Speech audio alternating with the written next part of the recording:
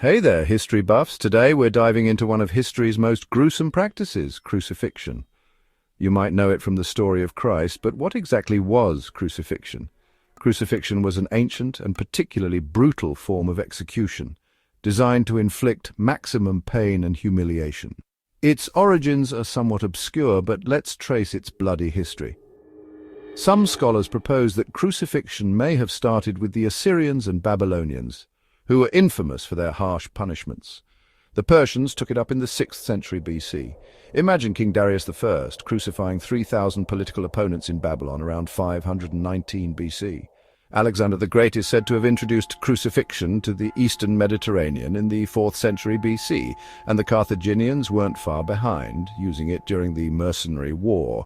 Now, the Romans adopted and perfected this method from the 3rd century BC until it was abolished by Emperor Constantine I in the 4th century AD.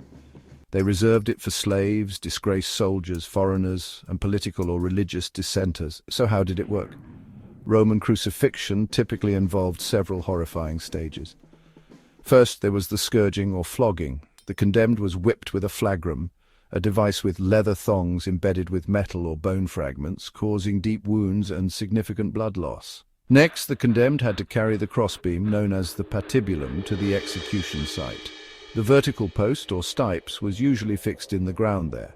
Once at the site, the victim was stripped of clothing and either tied or nailed to the crossbeam. The crossbeam was then hoisted and attached to the upright post. The feet were either nailed or tied to the post.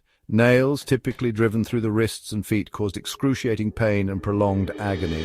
Death by crucifixion was agonizingly slow, often taking hours to days. It resulted from a combination of factors, including hypovolemic shock from blood loss, dehydration and asphyxiation due to the body's position impairing respiration.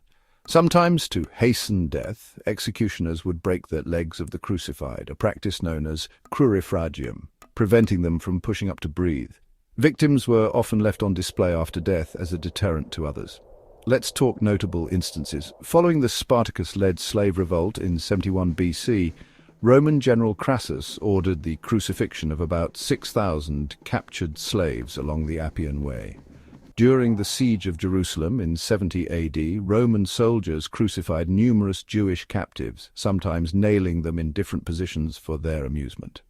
Physical evidence of crucifixion is rare due to the perishable materials and the practice of reusing nails. However, in 1968, the remains of a crucified man named Yohanan were discovered in Jerusalem. His heel bone had a nail piercing it, providing concrete archaeological evidence of the practice. So, there you have it. Crucifixion, brutal, inhumane, and a chilling reminder of humanity's capacity for cruelty.